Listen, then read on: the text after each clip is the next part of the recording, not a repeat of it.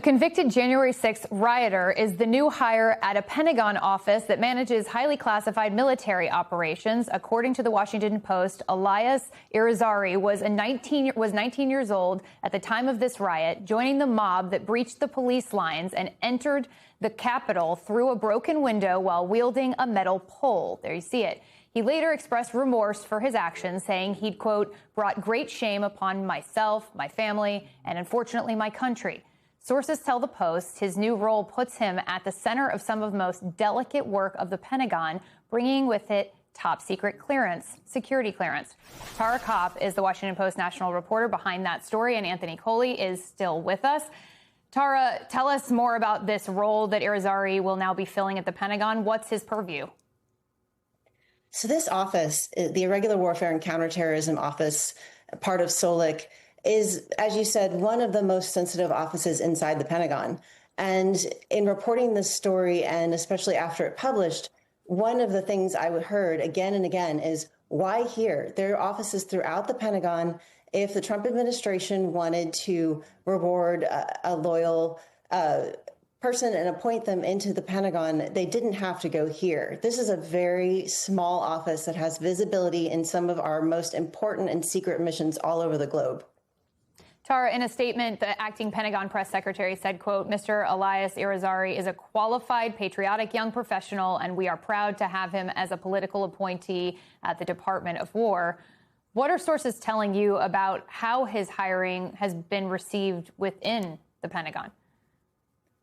It's raised significant concern. One, this is not a junior position at the Pentagon, and Elias is a pretty new member of the workforce. He graduated in 2024 from the Citadel. He had excellent academics there. He reapplied after he had been discharged after the January 6th attacks and was allowed to pursue and complete his degree there. And he is just now joining the workforce. So again, the question really is, why this office? Why such a sensitive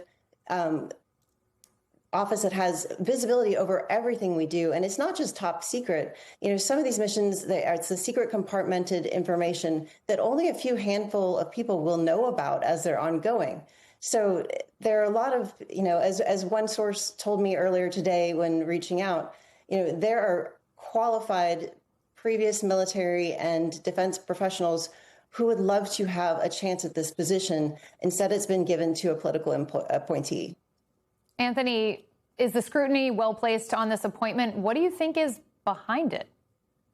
Right. This is really deeply troubling. And it represents, I think, a key difference between what we saw in Trump 1.0 and Trump 2.0. In Trump 1.0, we had people at the White House, at the Pentagon, who resisted Donald Trump's very worst instincts, right?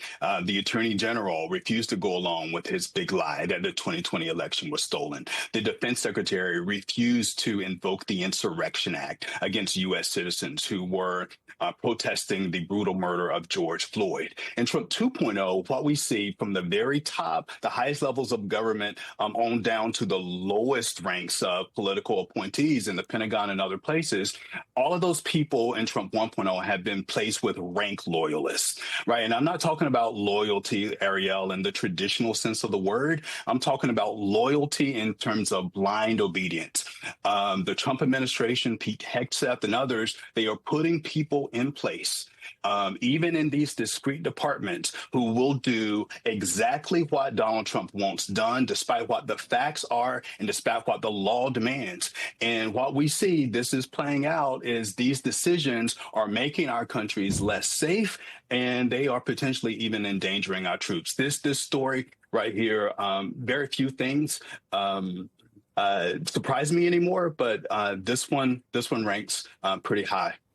So how about this one in that context, Anthony? This comes on the heels of the Trump administration naming Bill Pulte as the new acting director of national intelligence, despite having no intelligence experience. He's also someone who has used the office at the Federal Housing Finance Agency, his office, I should say, to accuse Trump enemies and foes of mortgage fraud. Even Republicans had a hard time answering questions about seeing Pulte in this role. Let's listen. Your reaction to Bill Pulte's nomination for Director of National Intelligence? The president just announced it. My understanding is the Senate doesn't have a role in in confirmation of an acting director, but Would you like one? I see no evidence of any qualifications for that job. We don't need a weaponized DNI. Professionals. If he's somebody that wanted that position permanently, he's got, as you all know, a lengthy road ahead of him. Do you expect to see more organized opposition, especially now that you have those so-called wounded bears in Congress? You have the Republicans who have been burned by Trump themselves recently.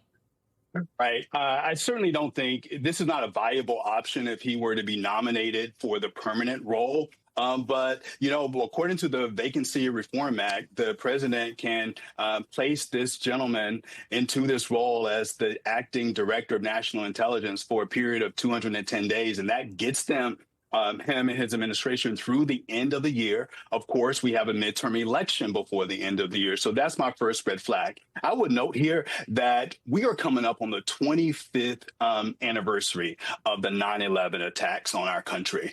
And one of the lessons of 9/11, what we saw in that big commission report, was that people at the highest level of the federal government failed to connect the dots, that there was nobody who was responsible for all looking at and analyzing all of the intelligence coming from various levels. And so Congress passed a law that created this position and required the DNI to have broad, exceptional national security experience. Bill Pulte does not have that. And I think the central question that this president or any president should ask when making an appointment like this, does the appointment make the American people more safe or less safe? And it is very clear, based on his lack of experience, that Bill Puente's temporary appointment will make our country less safe. That's certainly the question on a lot of Americans' minds when they read these headlines. Tara Kopp, Anthony Coley, thank you both.